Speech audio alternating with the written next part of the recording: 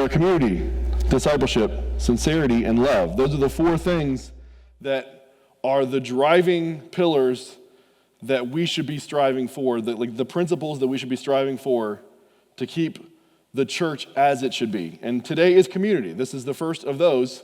Community is, for us, two different things. It is the community within this church. We are as a community together, being together. And then there's the community for us to the outside world here. And that key in the scripture I just read from Acts is that word together. That's what makes community is the together. And that together, when we work together, gives us our wonderful Greek theme word for this year, which is synergeo, working together, synergy, working together. And so why together? Why do we need to be together? What is it that is the reason for us to be together? And it is totally possible in certain aspects and in certain ways. It is possible to be a Christian, a follower of Jesus, alone. At least for the study part, at least for the learning and growing personally, there are parts of that you can do on your own. That everyone that chooses to be a follower of Christ has to at least make that choice on their own. They all individually have to make that decision. And as of their own free will, we all in this room decide whether or not individually we want to be followers of Jesus. But then beyond that, what we do from that, beyond that relationship, there's more to the picture. And that's the part that requires other people. It requires other things. Jesus wants us to find each other. He wants us to connect together. And from the start of his ministry, he didn't just find one guy. He found multiple guys. And he said, hey, we're all going to go together. I want you to follow me together. And it wasn't so that he could just put them into a solitary confinement individually and say, now you're locked in this room and you're in this room, and here's all the scriptures you need to learn, and here's all the things I'm going to teach you. Memorize them all. Get them all down, because there's going to be a test later. Jesus didn't do that. He said, follow me, come with me, stay near where I'm at. Watch me interact with people. Watch me in the world. See the things that are happening and how people respond to it. When we give them love, when we show them what can be done, see how they respond. He wanted them to be right there behind him, seeing it in action, enjoying his presence along with him being in the public. Matthew 18:19-20. Again, truly I tell you that if two of you on earth agree about anything they ask for, it will be done for them by my Father in heaven. For where two or three are gathered in my name, there I am with them. And so there's an element of spiritual strength that only exists in a group setting, that God desires for us to be in those situations where we're coming together, because we have to worship and we have to convene into these places in that corporate setting of worship. And it's not just that our voices together are louder because there are more of us together, but that by being an assembly of voices, by being whatever we are in this room, however 10 to 20 or 600 that we are in a room together, we are in unity. We are in agreement. We are in peace. We are in harmony together because we all have that same purpose together. We demonstrate that beautiful word by being here together. Synergeo. You guys are nailing it. Nailing it. Keep going. I love it. I'll let you preach the rest. So we are together. We're doing things together. We are synergeo together because we are the church, to be the church together. And the church solves problems together. That's something that we can do better and in strength by being together. None of us in this room sees a solution to a problem the same way as anybody else. We all have our own perceptions and our own perspectives on solutions to problems. And we come together, we pull our ideas together, we can come up with great solutions. Case in point, last Saturday, we had originally talked that we were going to have a coming together and we were going to take down all the Christmas decorations here. And then we put out a little quick message like, hey, there's like 3 or 4 inches of snow, guys. Maybe this isn't the best idea right now. Let's hold off, it'll be okay.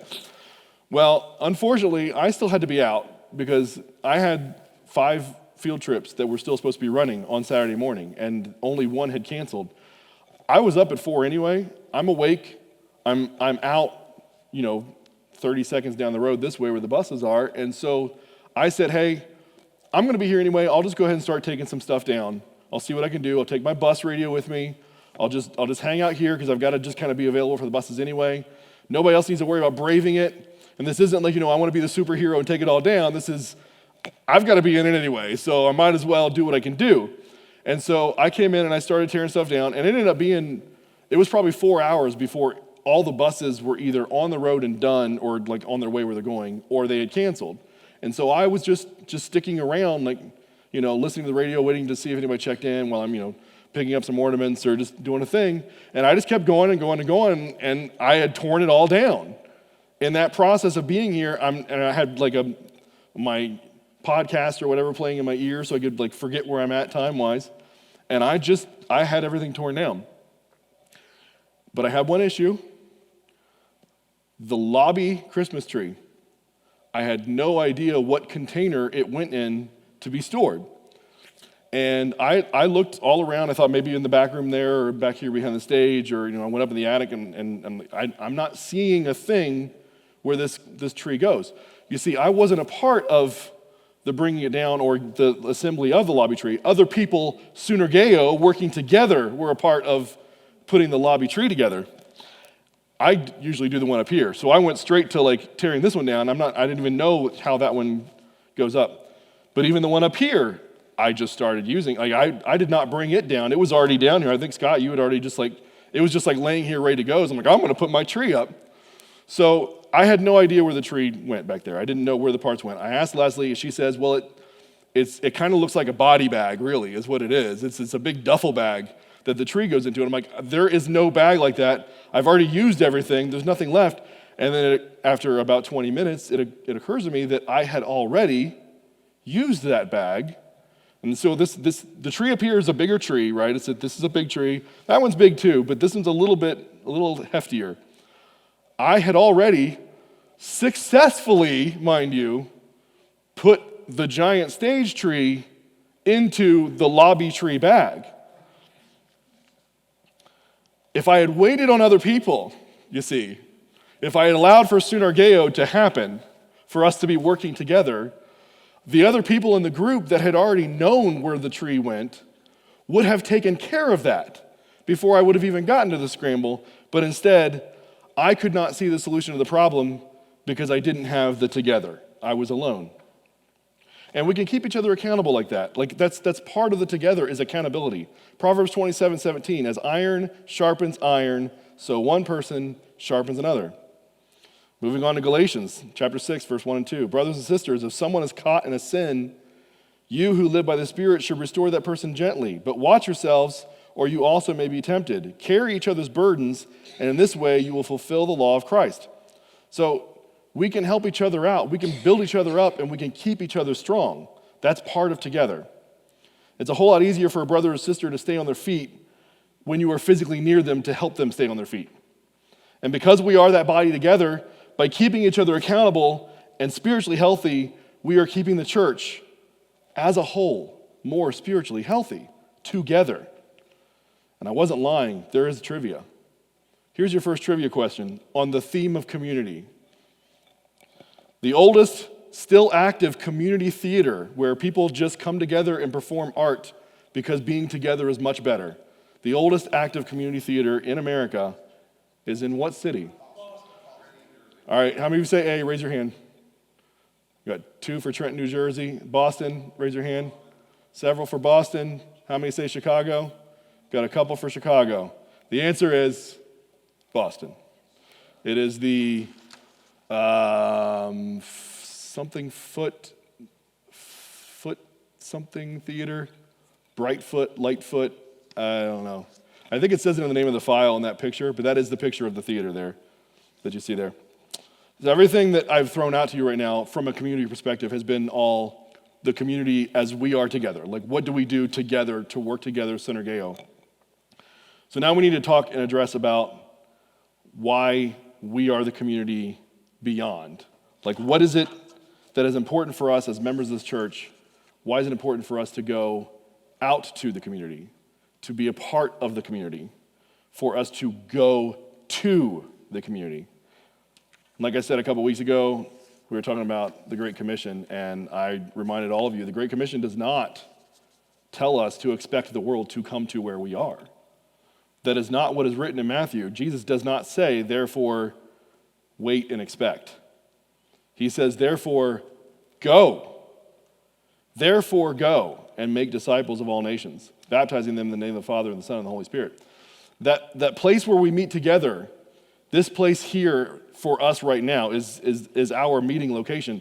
This is not a factory for converting Christians. It's not an assembly line where a non-believer walks in and hears a message and they have no hope or direction, but they're turned around and they're changed from it.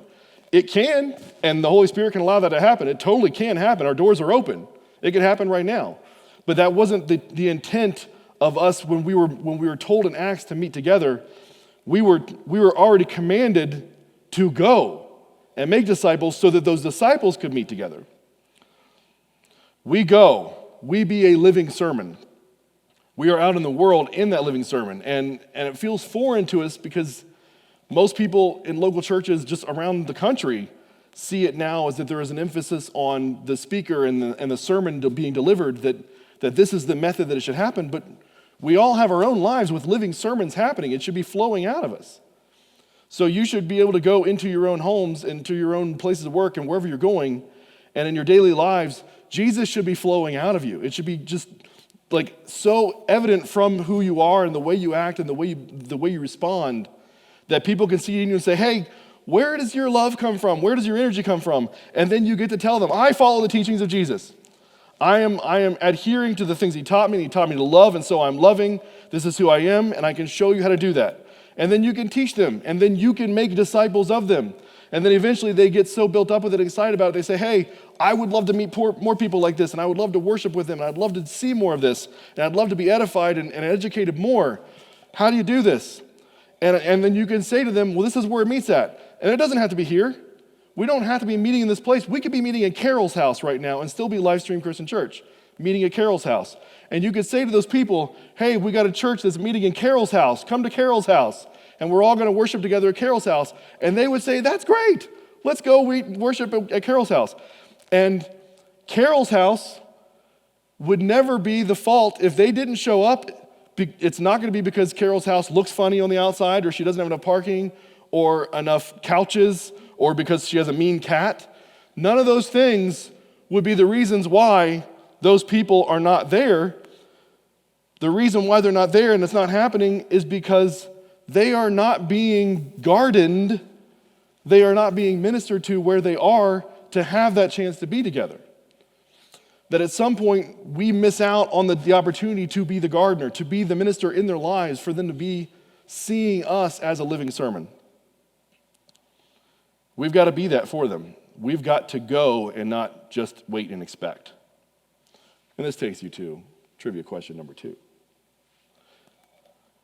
Which New York City location hosted the beginning of the human chain for Hands Across America, if you remember Hands Across America? How many of you say A, Battery Park? Sean says A. How many of you say Times Square? 2 people say Times Square. Central Park, the rest of you? Or do you just not know what Hands Across America even is? I know it's a little dated now. You guys probably don't even know what it is, do you? Yeah. It was a stunt that some people coordinated together to say, hey, let's try to make it where the entire country is one line of people holding hands. And they started in New York City, and they were trying to make it all the way across the West Coast, and there were some desert areas in Arizona where it was totally broken, and then scattered from Philadelphia through the Midwest. It didn't always have a connected line, but about 5.5 million people held hands on one day at one time to try to make a line that went across America. And that line began in Battery Park.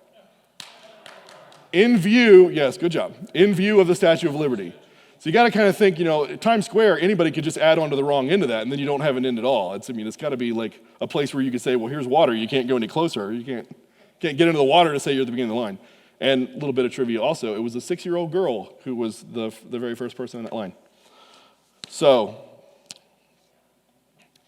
our love can make an astounding impact. We can do things to act together as a church and administer love. And I mean that in representing the global church. We can represent the capital C church. Not just Livestream alone. It's not about us. That nothing that we do for our own community, while it does benefit our own community, is not for our gain at all. We are going into the world to love the world so that Christ is exalted in the world. That's it. It just so happens that our world can be localized, that we have these people around us that we can talk to, that we can connect with. There are no other expectations, no assumptions, no strings attached. During medieval times and all the way up through like colonial times, bucket brigades were a way to put out fires. That's how you fought a fire in a house. Everybody stood in a line, and they started filling buckets with water, and they would pass those buckets down the line. Everybody chips in, they all help. The water is used to extinguish the fire, and it works. And in that process, no one ever is expecting back in return their own reward for carrying buckets or their own praise for doing what they did. They were all understanding that this was their purpose together. This had to be done, and this is how we did it. And we don't break this chain because we are all part of this together. Firefighting systems obviously have changed over time, and technologies advance, and things get better as far as how you fight fires, but the problem is still there. There's still a problem of how do you put out a fire, and how does a community come together to help do that? And those problems are still being met in the same ways that people get to join together, like in Altadena and the fires that are happening on the West Coast right now. People are joining together in love. They understand the common purpose that we all need to help each other get through this. Not for their own recognition or reward, but because the shared understanding is there that they are all part of that community. And that community needs to help each other in the same cause. Whether it's clothing, supplies, money, whatever. It's the basic principle from that one verse in Acts 2:45. They sold property and possessions and gave to anyone who had need. If there was need, they gave. They had abilities and ways to give. They would just give because it meant loving, it meant caring, and that was something that was important to them as the original church. Which then takes us to question number 3. What is the largest amount of money that has been raised in a GoFundMe page? I'm going to go right to the top number because this is a largest question, so I will ask. How many of you think it's C, $45 million? Got a few? Some of you think it's less, 10 million? Some people go with 10 and down to 2. These are people who think that we just don't care enough, but nobody thinks that, so we're good. It is 45 million, 45.1 million, in fact.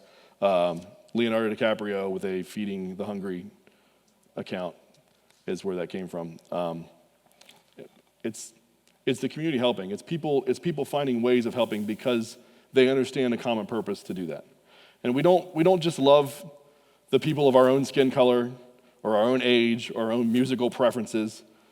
Every community has that beauty of the fact that we are all, it's a broad spectrum. Like, I guarantee that we all would have a different favorite instrument, band, musician in this room. Not a single one of us is going to have that in agreement, or our favorite foods, or what we like to do on a Saturday.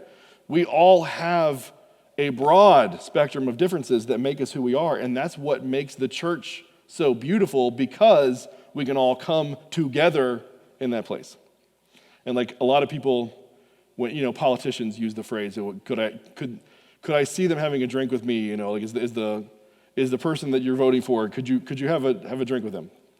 And if you look at that in terms of just this congregation, outside of the context of this congregation, if you were to just show me, if I didn't know any of you at all, and you were to show me these people and say, this is these people and this is where they are, would you go have a drink with these people? Outside of the context of this church, I don't know that I would think of that a whole lot. Like, it doesn't really seem like my people, but this is our people.